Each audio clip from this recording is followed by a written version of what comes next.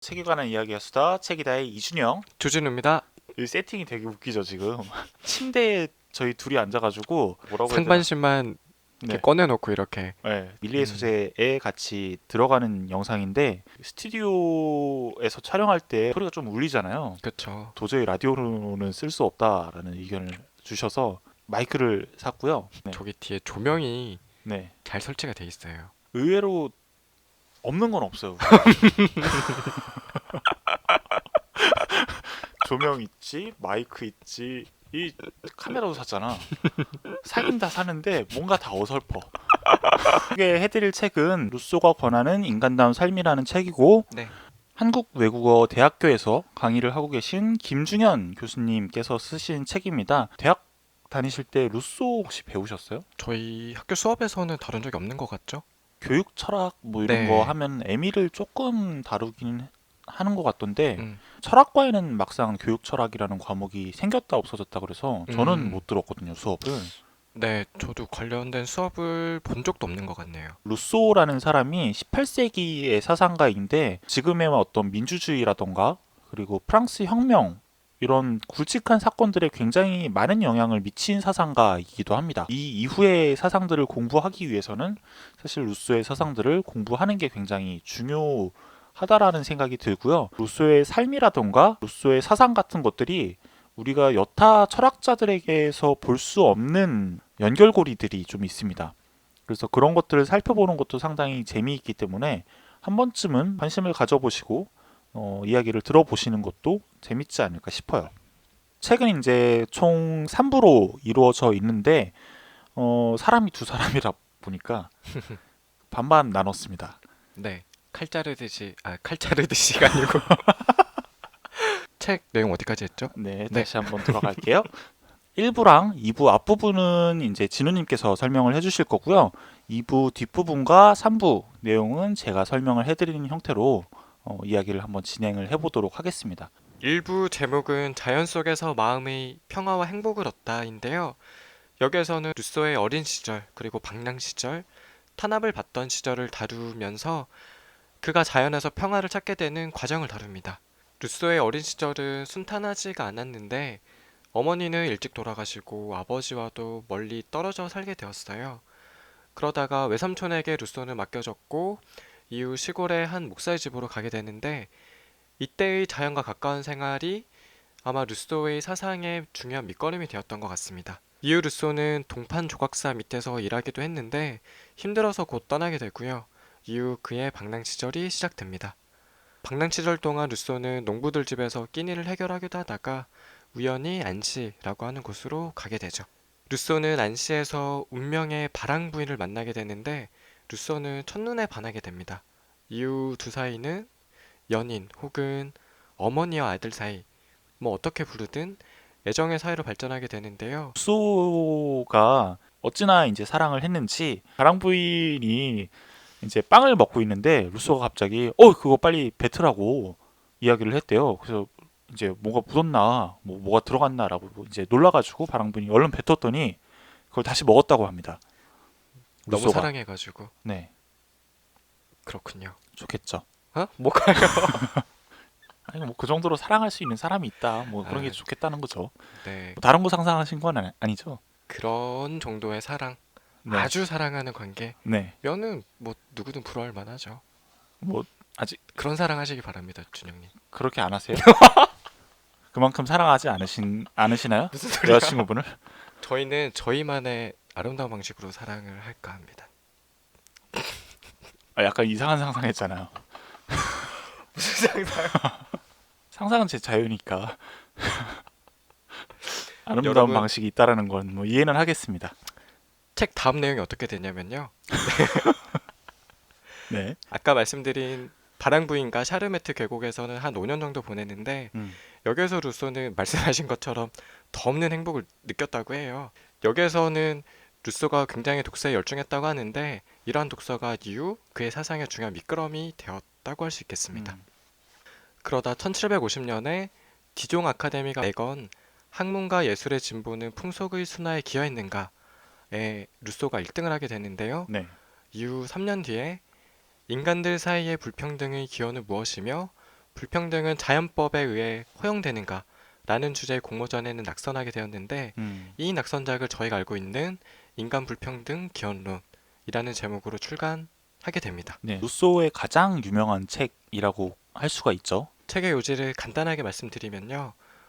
사유재산이 인간 사이의 불평등을 만들었고 기존의 법과 정치제도는 모두 사유재산을 보호하도록 만들어진 것이므로 변혁이 있어야 한다는 것입니다. 물론 오늘날 들어도 굉장히 급진적인 내용인데 당시의 절대왕정에 대해서는 더 없는 급진적인 비판으로 음. 사람들은 받아들였죠. 고등학교 때 다들 기억은 안 나시겠지만 시험 치고 나면 네, 다 잊어버리죠. 까먹죠. 네. 근데 성선설을 주장했다라고 알려져 있잖아요. 자연 상태, 그러니까 사회를 이루기 이전의 사람들이 기본적으로 착한 상태에 있다라는 게 루소의 주장입니다. 그 상태에서는 다 평화롭고 잘 살았는데 갑자기 어느 사람이 어느 땅을 두고 내 땅이라고 이야기를 하는 거예요. 다른 사람들 다 착하잖아요. 그래서 그래 네 땅 해라고 하고 땅들을 이제 다 주는데 다른 사람들이 보니까 저거 괜찮네라는 생각이 드는 거죠. 그래서 다른 사람도 가가지고 여기도 내 땅이라고 이야기를 하게 되고 사유재산들이 막 늘어나게 되면서 그걸 가지지 못한 사람들이 오히려 핍박받고 힘들어지는 상황에 오게 됐다. 그래서 소위 문명화라고 하는 것들이 우리의 삶을 바꾸지 못했다라는 게 이 사람의 어떤 요지라고 생각하시면 될 것 같습니다. 그 말씀하신 내용들을 당시 사람들은 물론 호의적으로 받아들이지 않았고 심지어는 동시대 사상가인 볼테르는 이런 식으로 비꼬았다고 해요. 인류에 반하는 당신의 신간을 고맙게 잘 받았습니다. 이후 출간된 저희가 알고 있는 사회계약론 그리고 에밀이 출간된 이후에는 루소가 본격적으로 탄압을 받게 돼요. 왜냐하면은 이 책들이 당시 사회적으로나 종교적으로 큰 파문을 일으켰기 때문인데 먼저 이해를 돕기 위해서 사회계약론의 요지를 간략하게 말씀드리면 이렇습니다. 생존을 위해서는 정치체제, 그러니까 국가가 불필요하고 국가의 통일성을 유지하고 국가와 개인의 행복을 지향하며 동시에 법률의 원천이 되는 기준을 강조하는데 이를 루소는 일반 의지라고 불렀다고 합니다. 그리고 국가는 항상 올바르고 공익을 목표로 하는 이 일반 의지에 따라야지 각각의 이해에 입각한 개인들의 의지 혹은 그것들의 총합에 불과한 전체 의지에 따르면 안 된다는 게 이 책의 요지라고 할 수 있겠습니다. 에밀은 루소 스스로가 가장 중요하게 여겼던 책이라고 하는데요. 에밀도 마찬가지로 큰 파문을 일으킨 것은 동일했습니다. 에밀은 소설 형식인데 에밀이라고 하는 고아가 이상적인 교육을 받으면서 성장하는 형태로 되어 있는데요. 여기에서 루소가 밝히고 있는 신에 관한 내용이 더 큰 파문을 일으켰습니다. 그 내용을 간략하게 말씀드리면은 먼저 루소는 신을 부정하진 않아요. 신을 인정하긴 하지만은 만물의 창조자이자 주권자로서 그런 신을 인정하고 있는 것은 아니고요. 인간 생활에 직접 관계하는 기적이나 계시 등을 인정하지 않는 이른바 이신론을 중요하게 다뤘죠. 그래서 당시에 기독교인들은 크게 분노할 수밖에 없었고 심지어는 오늘날의 국회에 해당하는 곳에서 이 에밀이라는 책을 압수하고 불태울 것을 명령하기도 했고요. 루소에 대한 구속영장도 발부되기도 했습니다. 네, 중세 시대를 우리가 보통 한 500년에서 기원후 500년에서 1500년 정도까지로 잡는데 앞서 말씀드린 것처럼 루소는 18세기 사람이잖아요. 그러니까 중세의 영향을 조금은 벗어나긴 했지만 그럼에도 불구하고 신을 믿고 신이 어떤 절대 권력을 가지고 있는 그 영향, 그러니까 중세라는 게 영향력 안에서 완전히 벗어나지는 못한 때라고 생각을 하시면은 조금 더 이해를 하시기가 편할 것 같아요. 네. 루소는 그래서 긴 피신 생활을 하게 되고요. 약 10년 가까운 피신 생활을 마감한 뒤에 오늘날 장자크 루소의 거리라고 불리는 곳으로 다시 돌아오게 되는데 그럼에도 불구하고 대중들은 여전히 호의적이지 않았고요. 그럴수록 루소는 자연 속에서 위로를 받고 숲속에서 평화를 얻으려고 했다고 합니다. 2부 제목은 자연 속에서 마음의 평화와 행복을 얻다인데요. 여기에서는 에밀을 중심으로 루소가 생각한 인간다운 삶을 다루고 있습니다.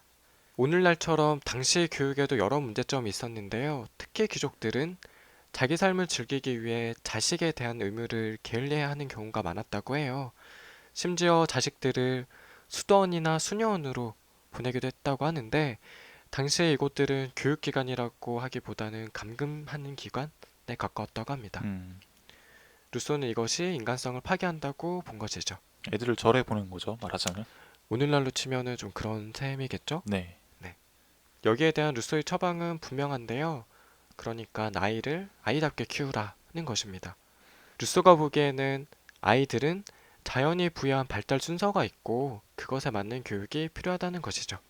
루소에게 자연은 질서의 근원이고 이러한 자연에서 벗어나는 것은 곧 무질서가 되는 거죠. 간단히 설명드린 에밀은 루소의 사상을 가장 압축적으로 보여준다고 할 수 있겠는데요.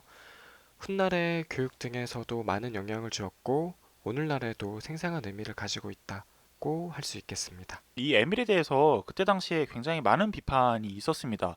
왜 그러냐면은 루소라는 사람이 아이들이 한 5명 정도 있었다고 해요. 그랬죠. 이 아이들을 다 고아원으로 보냈습니다. 그 나름의 이유와 근거들이 있습니다. 아이들에게 있어서는 외가라고 할 수 있겠죠.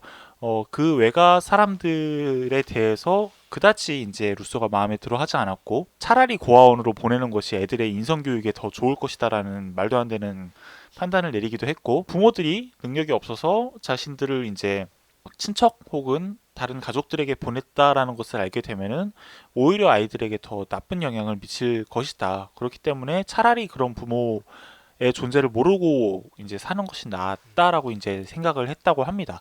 지금의 관점에서 보자면 그렇게 옳은 선택은 아니죠. 네. 그리고 이후에 보면은 루소가 어느 정도 이제 경제적인 사정이 나아진 뒤에 아이들을 찾으려고 했는데 결국 그 아이들을 찾지를 못했어요. 음, 자, 이런 상황에서 교육론에 대한 책을 썼다라는 게 사람들에게 어떤 일반적인 인식으로 받아들여지기는 조금 어려운 점들이 분명히 있죠. 3부 내용으로 바로 들어가 보자면은 앞서서 말씀드린 것처럼 굉장히 가난한 삶을 보냈습니다. 삶에 대한 걱정이 좀 덜어졌을 때 사실은 다른 사고들을 할 수가 있죠. 그래서 그런 사람들이 굉장히 철학을 많이 했고 그 사람들이 많은 성과를 내는데 루소 같은 경우에는 그렇지 않았음에도 자신이 어떤 성과를 낼 수 있는 사람이었습니다.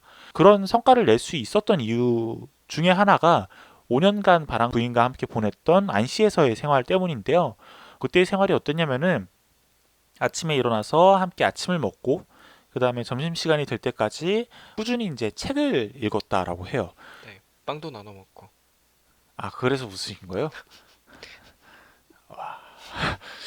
보통 사람들이 책을 읽으면은 그 책의 내용을 읽고 자신이 비판적으로 사고하는 방법들을 일단 생각해 보려고 노력하죠.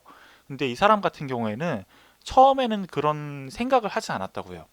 오히려 그 책에 담긴 내용들이 어떻게 구성되었고 그리고 거기까지 사상이 발전할 수 있었던 데에는 어떤 사고의 과정들이 있었구나를 완벽하게 이해하기 위해서 굉장히 노력을 했고요.